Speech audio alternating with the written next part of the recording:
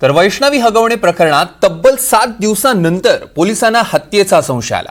वैष्णवीच्या मृतदेहाची अवस्था, वैष्णवीचा शवविच्छेदन अहवाल, वैष्णवीच्या आईवडिलांनी दिलेली माहिती हे सगळं पाहूनही पोलिसांना वैष्णवीनं आत्महत्याच केली यावर विश्वास होता। पण काल राजेंद्र हगवणे आणि सुशील हगवणे यांचा रिमांड मागताना मात्र पोलिसांनी वैष्णवीची हत्या झाल्याचा संशय व्यक्त केला। आरोपींची रिमांड मागताना पोलिसांनी असा संशय व्यक्त करणं हे काही फारसं महत्त्वाचं नाही।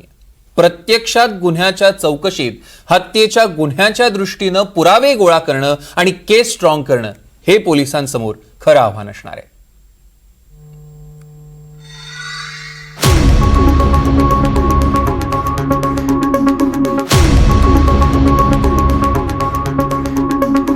वैष्णवीनं आत्महत्या केली की तिची हत्या झाली?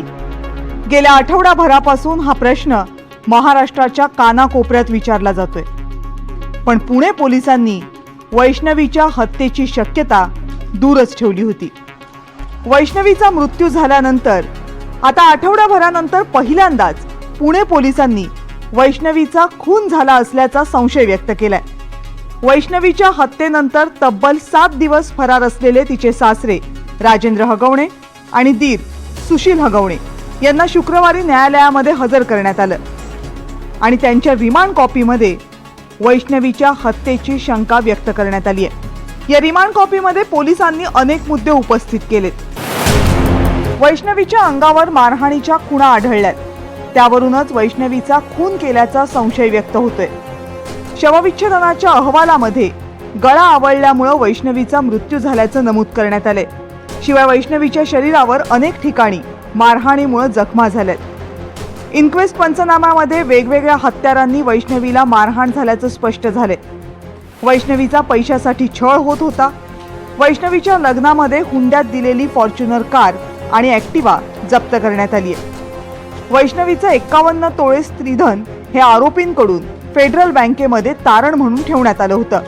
हे सोनं तारण ठेवण्यासाठी वैष्णवीची परवानगी घेण्यात आली होती की त्यासाठी वैष्णवीचा छळ करण्यात आला होता? राजेंद्र हगवणे यांच्या ऑफिसच्या इंटेरियरचं बिल हे वैष्णवीच्या वडिलांकडूनच वसूल करण्यात आलं होतं।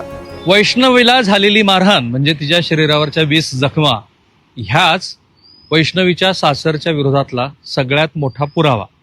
परंतु तिला मारहाण झाल्यानंतर तिने गळफास घेतलाय असं गृहीत धरून आणि वैद्यकीय अहवालाच्या आधारावरती पोलिसांनी हा आत्महत्येचा गुन्हा आहे असं म्हटलं।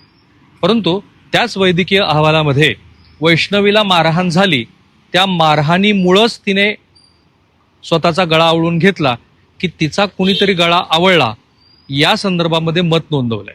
आणि ते मत असं आहे की ज्या ठिकाणी ही घटना घडली त्या ठिकाणी तपास अधिकाऱ्यांनी जावं, तिथली वस्तुस्थिती बघावी आणि त्यानंतर जे पोस्टमॉर्टम मध्ये आलेलं आहे की गळा आवळला गेलाय किंवा मेंदूला रक्तपुरवठा करणाऱ्या नसा ह्या दाबल्या गेल्या, आपलं स्वतःचं मत तपास अधिकाऱ्यांनी द्यावं असं पोस्टमॉर्टम मध्ये म्हटलेलं आहे।